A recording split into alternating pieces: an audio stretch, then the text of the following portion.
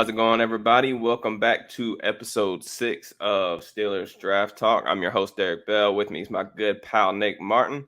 Just a reminder, you can always find all of our stuff at youtube.com/allsteelers or wherever you get your podcast.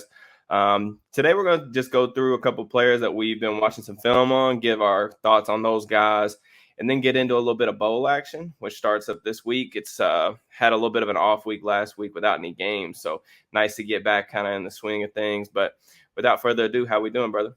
I'm doing pretty good aside from game on Sunday, but hey, that's why we're about to talk about the draft. We gotta look ahead. Yeah, it's gonna be interesting to see the Steelers definitely. That was a rough loss to take. Especially, I always think that the worst way to lose in football is just getting punked out, especially at the line of scrimmage and out physicaled. And that was very clearly the case on Sunday against the Ravens. So, yeah, I mean, it definitely helps. You know, the Steelers are projected right now as to have three top 50 picks, probably going to end up being like some 3 in the top 45-ish range. So you really like to see that. That's going to draw a lot of interest come draft time, which I'm really excited about. But all right, let's get into it. Well, who you want to talk about first? Who you been watching lately?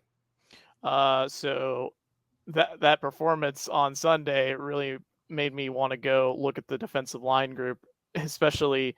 What was it? The 215 yards rushing they allowed? Yeah, something crazy like that. Anyway, we're looking out their backyard and Kalijah Cansey for Pitt, and that guy is explosive off the line. He wins quick with his hands. A lot of swims, spins. Like, he has great hand usage in terms of his pass rush plan, knowing how to use it, and a bunch of times he gets doubled consistently in pass rush. What was surprising to me was how much power that he had. Usually with shorter guys, I usually like shorter defensive linemen because they get that natural leverage from their height. You don't have to worry as much about their pad level as a result. And Cansey, he can really convert speed to power and just push a guy right back into you. And when I watch, I'm giving a little bit of some thoughts on my process and stuff like that when it comes to film watching. When I get a few games in, when watching prospects, I tend to look for comparables off the top of my head, and then I kind of go to mockdraftbold.com, the site where you can get pretty much every single like measurable on guys who have tested in the past on combine, and they got the spider webs. And there are 2 guys that I had in my head. It was Ed Oliver and it was Sheldon Rankins.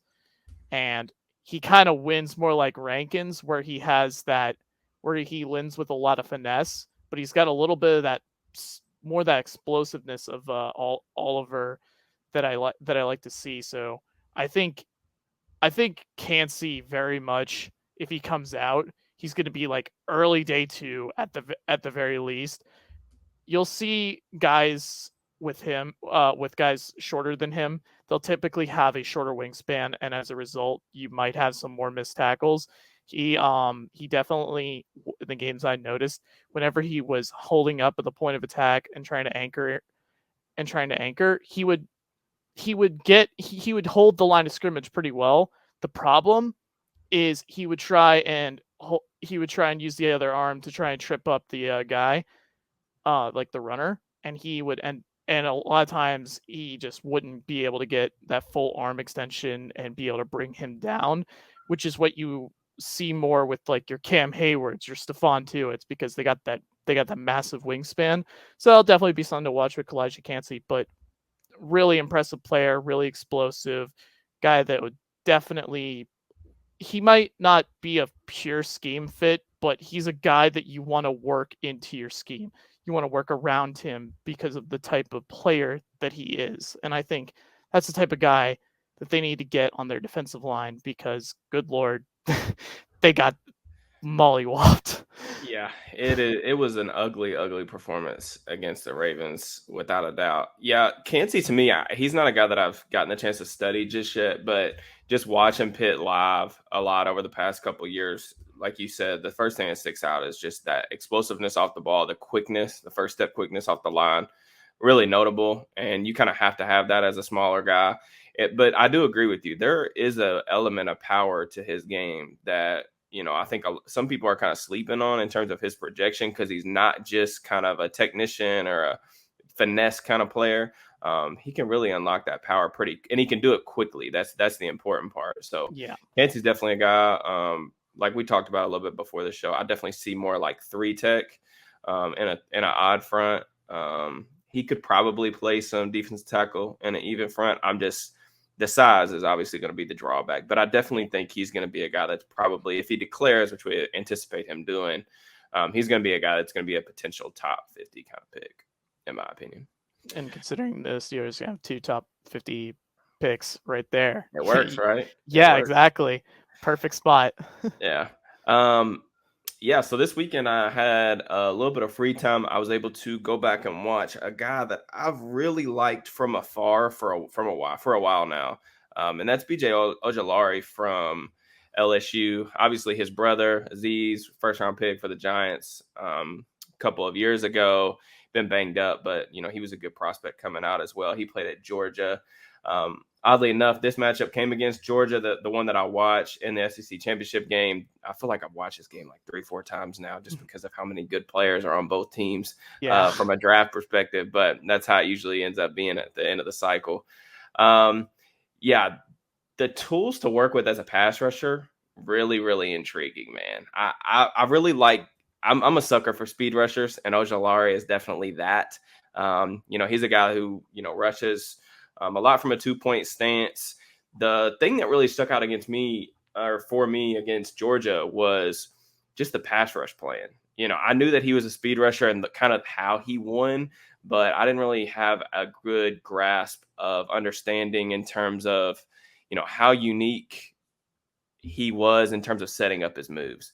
There was a stretch of snaps in the second quarter where he went, I think, long arm, ghost move, 2-hand swipe in a matter of like 4 or 5 plays. And this is against Broderick Jones, left tackle from Georgia, who's probably going to be, if I had to guess, a top 50 pick. Yeah. I'm a little lower, I think, on the consensus than most people, but he was really giving him some problems. And I felt like, I don't know for sure, but it really seemed like Georgia did some things after that little stretch where he started getting some pressures and hitting Stetson Bennett a little bit, that they had to kind of manipulate their game plan a little bit to get the ball out of Bennett's hands, because Ojulari was in the backfield a lot. And then you started seeing a lot of short passes, screens, things behind the line of scrimmage to kind of neutralize his effect. But Ojulari really explosive off the ball, good first step quickness. And I think the thing that I really, really am intrigued by, I haven't watched every edge rusher obviously yet, but one of the bendiest guys that I've seen in this class, the ability to bend through contact,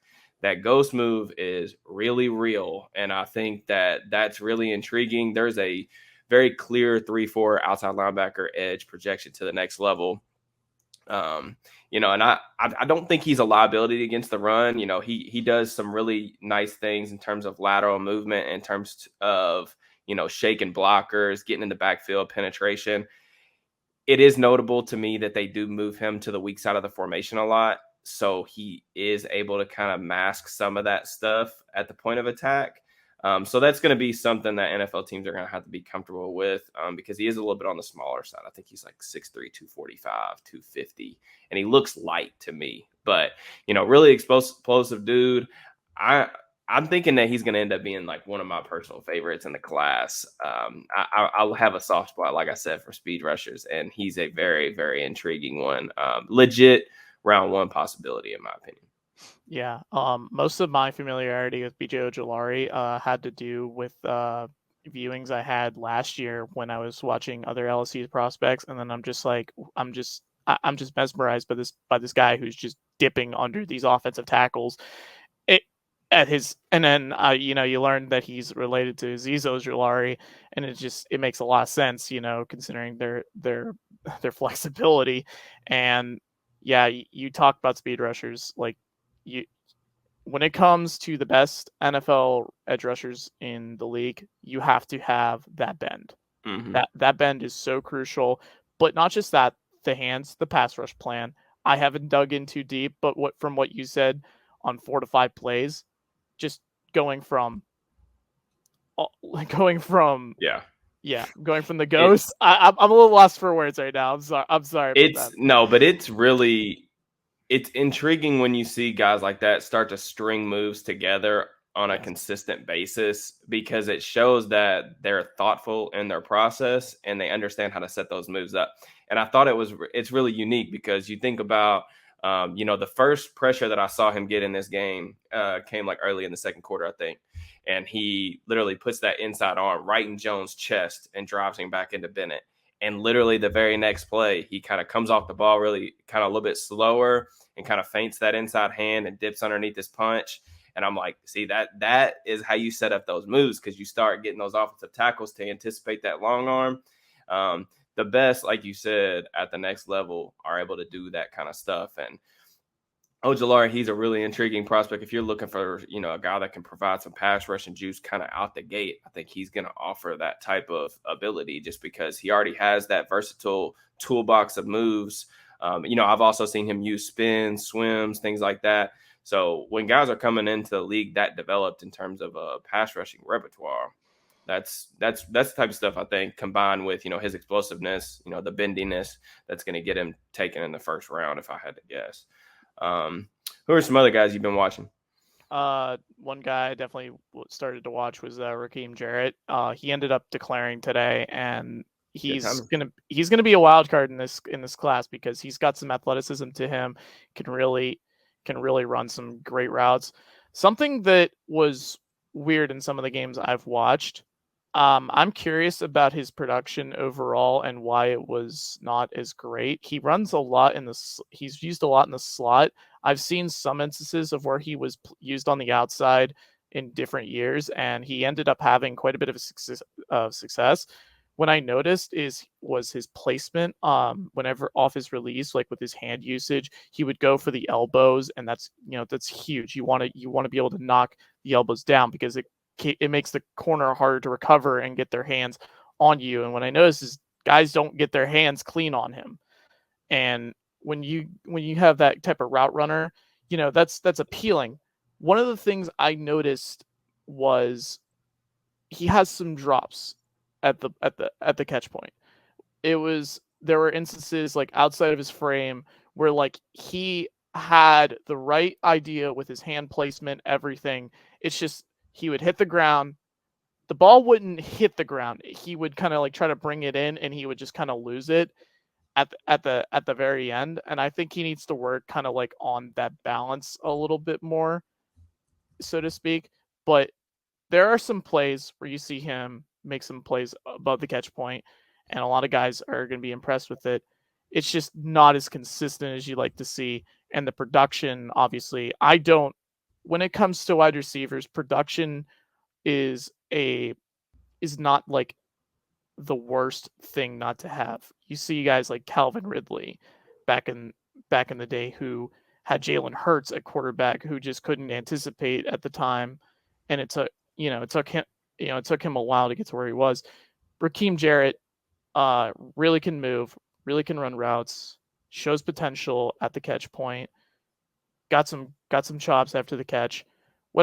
And another one I want to bring up, because I was watching Maryland a good bit, especially this Ohio State game. I remember watching it live. It was Pittsburgh's going to be in. They're going to be in the market for a backup quarterback, probably. I can't see them bringing back Mason Rudolph or Mitchell Trubisky. I think Mm-hmm. that's very much that ship has sailed. I think a guy like Talia Tagovailoa, he shows, you know, I think he's that type of guy that like you don't have to take very early. You can get him later in the draft, because he's not going to have like the biggest arm. He's shorter. I would call him like the dollar store version of Bryce Young, basically, in terms of like how he improvises, the types of throws that like the types of throws he's limited to, but like his accuracy at times. Big play hunters too, and that's something that you know people are going to look at what the 49ers did with Brock Purdy. They want they want that backup quarterback who they can just be like, hey, you come in and we can win with you, and because we got all this talent around both on offense and defense. And if it's unsure if Talia is going to declare. He said that his decision would probably happen after the bowl game, most likely. There was a report that he was going back, but we'll see Yeah, when he ends up doing. But that's a guy I would watch for a backup quarterback if he ends up declaring as well. Um, Him and Raheem Jarrett. That honestly, Maryland has some pretty good receivers too, like Dante Demis. Like that team was really talented. Jarrett, though, probably the star to watch. Former 5-star, moves differently than anyone else on that team for sure. yeah, for sure. And you talked about Tagovailoa. The Steelers love NFL bloodlines, so that's definitely notable. And they are going to be in the market for a backup quarterback. That's honestly one of the things I'm excited about with this class is I feel like I'm going to get to really dive into a lot of like day 3 type quarterbacks because we saw them take a guy like Chris Oladokun in the 7th round last year. I could easily see that being the case again this year to try, even if they bring in a vet to back up Kenny Pickett. I definitely foresee them drafting somebody or at least getting like a priority free agent type player at the position. So, yeah, Jarrett's interesting to me. He is uniquely built because I feel like he's really sturdy. And that's Yes. the one thing that I've came away with when I've watched him live. I haven't got the chance to study him. But you talked about his after the catch ability. Those guys that are built like that can run through some arm tackles. And that's one of the things I've noticed with Jarrett. A little bit more of a difficult guy to get on the turf when he's got the ball in his hands. I'm actually going to talk about another slot receiver that I have been a fan of for a little while now, and that's Josh Downs from North Carolina. Downs is definitely a different type of build. He's 5'10". I think he's about 175 pounds soaking wet. Yeah. But man, he's electric to watch. I really got my first exposure to him last year. I was doing a bunch of Sam Howell tape study throughout the season because the Steelers were going to be in a market for a quarterback, obviously. He was the bright spot. I was way more impressed with him than I was with Howell. Yeah. And then he came back this year and turned in another 1,000-yard season, even though he missed, I think, 2-3 games early on in the year due to an injury. So very interesting player to me. He operates almost strictly out of the slot. I think like 80-something% of his snaps have came inside, but bit of a freestyler in his routes. And what I mean by that is there's a little and one mixtape to him. He does a really good job varying his tempo to get defensive backs on their heels. He knows how to work blind spots. He's really creative in his stems. Sometimes it throws off the timing of the quarterback a little bit with the drop, but I do appreciate like his ability and the thought process that it takes from him to, consistently get open. Really smooth in and out of his breaks, can accelerate pretty quickly, although he doesn't really have like, I don't think an elite third gear. But man, he's an absolute killer on like underneath routes and option routes and stuff like that in that 5-yard, 6-yard range. Dude, I don't know that I've seen him really get stopped on any of those routes over the course of, really 2 years. And then he's obviously got some yards after the catch potential as well. He's electric when he gets the ball in his hands, and you can see why Carolina uses him as a punt returner from time to time as well. So those are all really good traits, but I think that the most unique thing about him that kind of sets him apart from other receivers, there's a lot of 5'10", 175-ish guys in this class. The thing for me that sets him apart is his ability to track the football and win when the ball's in the air. I don't really know. You just don't see too many 5'10" guys do the things that he can do with the ball in the air. The Duke game comes to mind. I mean, he was dunking on guys all over the place. In that game, I think he had over 100 yards. And I had to look this up because it's been a theme over the past 2 years when I've seen him live, and then a couple of the games that I was watching this week in my film study. But, according to Pro Football Focus, he had 18 contested catch opportunities. He's came down with 13 of those. I mean, this would be, a stat you would look at for like maybe like a George Pickens, who's, 6'3", really big type of receiver. This dude's 5'10". And some of that contested catch ability really shows up in the red zone. He's been a legitimate weapon for them down there because he can go up and, rise over defenders and catch the ball through contact, as well as, create a lot of separation in those short spaces. UNC, they love to get him inside on those like whip routes, and he's just unguardable. So I think he's going to be a really big security blanket for a quarterback at the next level. And I don't know what the ceiling necessarily is. Maybe a little bit cloudier on that than some of the other evaluators that I follow on Twitter.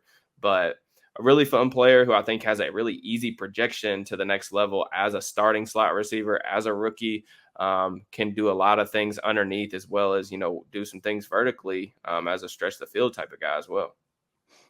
Completely agree with you. Josh Downs, as you and I both had the same sentiments with watching Sam Howell last year. Josh Downs was Wasn't a fan. Yes, no, I was not a fan either.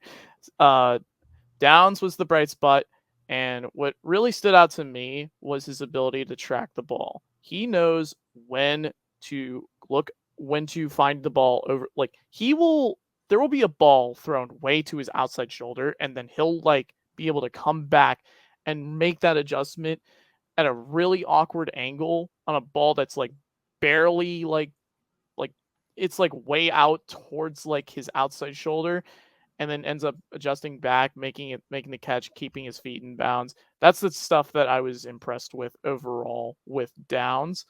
The concern I had, and this was going back to last year's film, I haven't really dug into him much this year, aside from live viewings, but he had a lot of drop balls, and that was a big thing for me, was seeing a guy who has good catch technique and ability to track the ball, but he just has these random concentrations drops the way he does. That was a really strange thing for me to see, honestly, with a player like him. But like you said, explosive with the ball in his hands, can stretch you vertically. If you have to deal with a few drops every once in a while, you deal with it. You don't want every player on your team to have those issues, or else you have serious contrasting skill sets that don't. You want receivers that are different in terms of their skill sets. And Downs overall, he can stretch vertically, can give you stuff after the catch. Really solid player in the slot. Honestly, would be a player that I wouldn't mind seeing in Pittsburgh in the slot as well. Yeah, for sure. What kind of led me to watching Downs was I wrote about, that slot receiver was going to be an option for the Steelers because they're getting no production out of that spot right now. It's a black some of hole. that is scheme related due to Matt Canada, I think, but they just don't really have any talent inside that they're forcing some of their boundary receivers to work inside to kind of supplement that production. But Downs definitely is a guy. He's going to be a day 2 type of player. Who's probably going to get pushed up a little bit in this class, mainly just because I don't think the receiver class is that great. In general, it's definitely down from what it's been in the past couple of years. But Downs, like I said, I think it's a pretty easy projection. I'm just a little cloudier on the actual ceiling. But he's a good player and somebody that I definitely could see, the Steelers taking a chance on, depending on where at on day 2 he's really available, for them. But let's get a little bit into the college football bowl season. We're finally, that week without football. I mean, other than Army Navy, which is, I did watch a little bit of Army Navy. I'm not gonna lie. Yeah. Army has a really unique prospect too. That's gonna be Andre Carter, right? Yes. I watched him a little bit in the summer, and I know there are a lot of fans on Twitter. I haven't got the chance to watch him this year. I know his production's been a little bit down, but that's really all I've seen. But he's definitely a guy that I'm going to be looking forward to talking about. But what bowl game, kind of has your attention this week?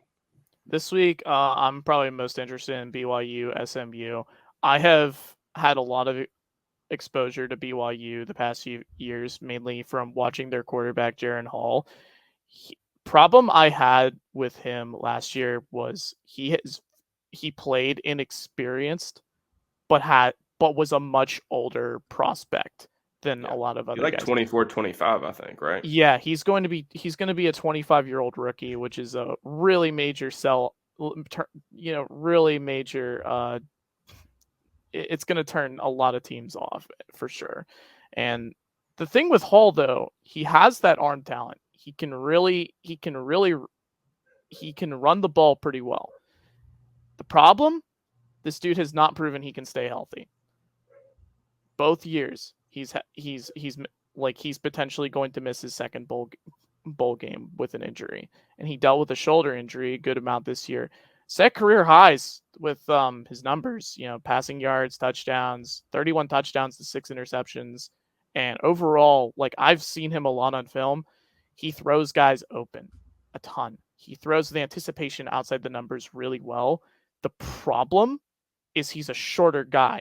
So unless they're manufacturing a lot of middle of the field type looks, they're wide ass open, you're not going to see him hit like the backside dig consistently. But I like how he moves in the pocket. I think there's definitely a good quarterback there. I'm not sure what his ceiling will end up be, but like late day 2, early day 3 is about what I project for him. Guy I'm really excited to watch is Puka Nacua. I've seen him a lot. His balance at the catch point really stands out. He can make the catch with a guy like right over a guy and still be able to keep running. And his after the catch ability, this is going to sound a little crazy, but it reminds me of Hines Ward, the way he can stiff arm and just I and just like be that. yeah, no, he's physical after the catch, but he's got some wiggle, and he's more explosive than you think for a guy as fluid and as big as he is. Like he's like listed around like 6'2", 205. Like he's solidly built, and I think he's a good route runner as well. He's not always going to be open. I think he creates most of his separation within the intermediate and the short game. Where he wins vertically is just that the trust factor. You see it with George Pickens sometimes when he's not open, but But he's but open. yes, but he's open. And that's the thing with Puka Nacua. He wins those contested catches. I'm not saying he's gonna win those like George Pickens, but Puka absolutely like a he plays a hard game especially, and I'm a huge fan of him.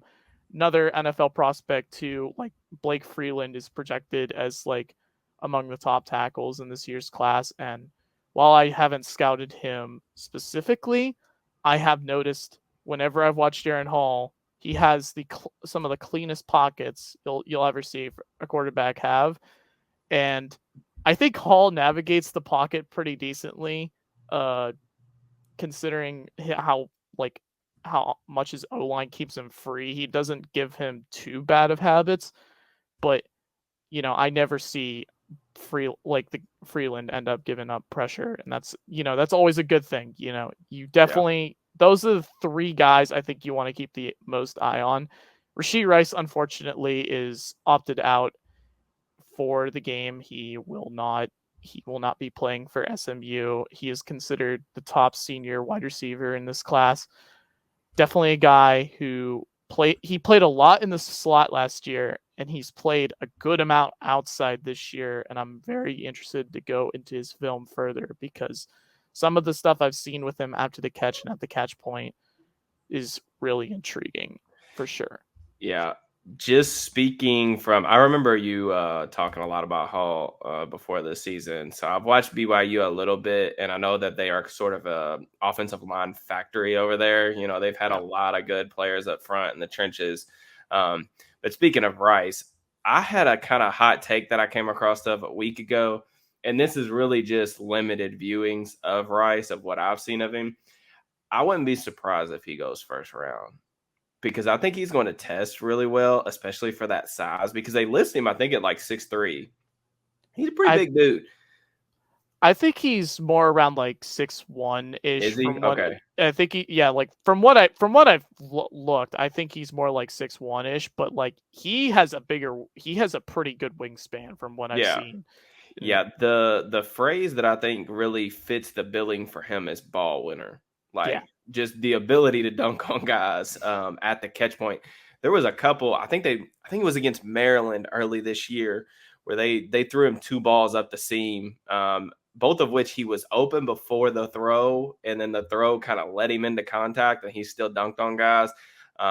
Definitely the top senior guy that I feel like in this class, but there's a lot of slot options early in the draft, even with a guy like Kayshawn Boutte going back to LSU. We've already talked about Josh Downs. We've talked about Jordan Addison on this podcast. You look at a guy like Jackson Smith-Njigba. You look at Rasheed Rice. Like, if your team needs a slot receiver, I think that's probably the strength of the receiver class. I think when it stretches out to the boundary a little bit, it's where it gets a little more thin. But Rice, man, very unique ability to win the ball in the air. And that's something that I love. I think it gives him, the ability to stretch the field. He's somebody that, I would be very surprised just in the limited viewings that I've seen of him if he doesn't go top 50. And I really think there's a good chance he can go like sneak into the end of round 1 in a relatively weak, receiver class. Let's see. There's a interesting bowl game that I want to talk about as well, and that is Cincinnati Louisville. Kind of a weird connection between these two teams because Louisville's head football coach Scott Satterfield just took the Cincinnati job with Luke Fickell heading elsewhere. So kind of some unique connections between these two programs, but one of my absolute favorite players, man, in college football this year has been Ivan Pace. I was really fortunate when I covered the Cincinnati Pro Day for All Steelers last year during that cycle. I got to watch their spring practice, which was really cool and gave me some unique insight on a couple of Cincinnati prospects that I like, not just for this year, but down the line. But Pace is a transfer from Miami of Ohio. He was a really productive player for them. Came in to join his brother, who is kind of like a safety linebacker type for the Cincinnati Bearcats defense. Pace is he's just this downhill monster, physical linebacker. And he's like a walking cliche because he's always around the ball. That's like something we always talk about with linebackers, but this dude is always around the ball. He has like 120 tackles this year. Every time you watch Cincinnati, I've watched them 3 to 4 games, at least all the way through this year in my live viewings. And he's just always in the backfield. And I love that. The closing burst in space, it's very real. And it's awesome to see him kind of wreak havoc in the backfield. He offers some real intrigue, I think, as a blitzer, where they used him a little bit off the edge, but especially coming through the A-gap. Running back stepping up in pass pro on this kid, it is a scary sight because he is going to straight up run through you. And, I think he's up to close to 20 career sacks. But kind of a wild thing that I didn't know until I was doing my notes for this podcast, but he had a 6-sack game as a freshman, which as an inside, I don't know if he was still playing inside linebacker at this point, but a 6-sack game as a freshman was absurd. So I might have to go and down a YouTube rabbit hole to try to find this 2019 Miami of Ohio game where he had 6 sacks. But there's real intrigue in terms of his ability as a blitzer. Really good player. I don't know what his ceiling is going to be, or I'm curious on how he's going to test. He's a guy who really needs to test reasonably well. Like he weighs in about 235, I think 240, but he's kind of on the shorter side. He's about 6 foot. I'm not actually sure if he actually reaches that 6 foot threshold. But needs to test decently well. He's a Shrine Bowl guy. He's actually the first, as of today or yesterday, he's the first Cincinnati guy to ever be a unanimous first-team All-American. You think about Cincinnati, their program has been more of an upstart thing in recent years, but to have that type of accomplishment is it's pretty telling for a guy who was only there 1 year, and pretty special season for Ivan Pace for sure. Yeah, you mentioned Ivan Pace, and something I was really interested in. I haven't watched him specifically, but I've noticed that Pro Football Focus they've graded him very highly in what he does. Cincinnati is a team I need to watch a little more closely, but I can add a little bit more on Louisville. I'm actually really shocked that their quarterback Malik Cunningham opted out of the Fenway Bowl. Really strange decision. He's also an older day 3 quarterback, like Jaren Hall. Cunningham probably more like your Tyler Huntley. He's very, very, Good athlete. he's an athlete basically. He's not the most accurate quarterback, and obviously you're not going to get too much consistency from him in the passing game. But if you're looking for a quarterback who can really run, and you want that as a backup, that's a guy definitely teams could be looking at for sure. Overall, like I don't have too much to add on these two teams. I have to watch a lot more on both of them before I. Speaking of speaking of Cunningham, you mentioned Jaren Hall's kind of general inability to stay healthy. Cunningham is Yes. another guy that's just like that, and like that's going to be a concern for teams because when you're a run first quarterback, at which Cunningham has been at Louisville, Yeah. he set some school records. I mean, that he's been productive when he's been on the field. It's just He has there's some been a lot of crazy runs. yeah, there's been a lot of games where he's just not been able to finish the game due to health. You even look at when they played Kentucky a couple weeks ago, he didn't start because they didn't think he was healthy enough to go, and then he comes in the game and he plays for a couple series and then he exits again. So definitely a guy I think Cunningham has a chance to be drafted. I'm not sure if he will be, but definitely a guy who's going to probably push for a practice squad chance, or just teams like Baltimore with Hundley, they sometimes will like to match their backups stylistically with who their starter is. That way they don't have to change their full offensive identity if the starter gets hurt. Yeah. And if you've got a mobile quarterback and you want like a third string guy who can do some of the similar things, albeit not at as high of a level, while also giving you some scout team looks. Say if you're, a team that has to play Baltimore once or twice a year and you want to kind of emulate Lamar Jackson, he can give you kind of a great value look at that.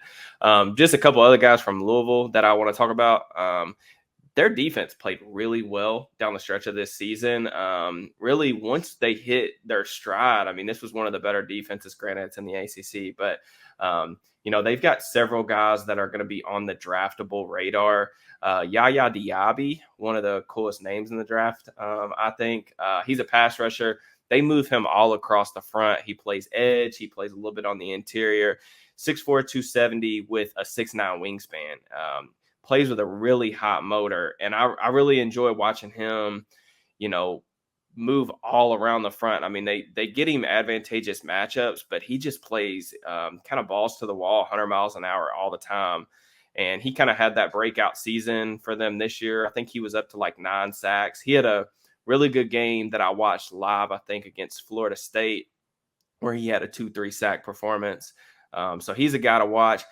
But probably their best player, and I have seen no draft buzz really about him, but he is out of eligibility, I think, is Yasir Abdullah. He is a undersized edge rusher who's only about 6'1", 235. So you don't see a lot of those type of body types at the next level. But the dude can really rush the passer. And, this is a guy who's exclusively a speed rusher. I talked a little bit about Ojalare's pass rush plan and how he has like this detailed set of moves. Abdullah is not that, but he can win the corner. And he can do that consistently. I mean, I think every It's time I his was trump watching card. Louisville this year, it was elite first step quickness, getting off the ball, winning the corner, strip sacks, stuff like that. So he had some good games down the stretch against some good competition. When they played Clemson, he played fairly well. When they played NC State, I think he had like 3 sacks in that game as well.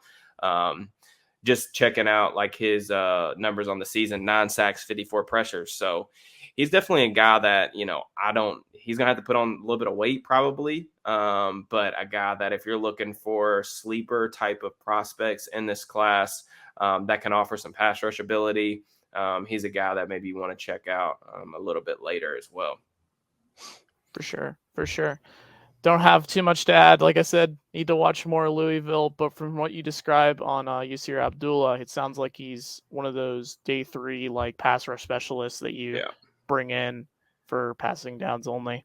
Yeah, and I think there's when we're talking about like bowl games too, like not just this week, but just going in the coming weeks when we're going over matchups. We talked about this a little bit before we hopped on, but the bowl games are really going to be interesting for, day 3 type prospects. And that's why, Yeah. both of us kind of hit on some guys that are going to go a little bit later in the draft, because we're seeing so many of the top prospects opt out of the bowl games to avoid injury, kind of protect that draft stock. Whereas you're going to see a lot of these day 3, potential priority free agent, day 3 type guys that are, they really need good performances against good competition in order to boost their draft stock. This is kind of their last chance to do so before the draft cycle and testing period. So it's a bummer because Louisville actually has one more defensive prospect, Keitrell Clark, cornerback. He's probably going to be a nickel at the next level, but he's a pretty solid player. He has a Shrine Bowl invite as well, so he's a guy that I was kind of bummed that isn't playing this weekend, but somebody that you can get familiar with as well if you're looking at corners for the class. But yeah, I think we're about wrapped up here. Once again, we appreciate all the support on the channel, on the pod. Feedback's been awesome to see. If you like the podcast, make sure you drop a like, be a friend, tell a friend type stuff, and we will holler at you guys next week. Peace. Peace.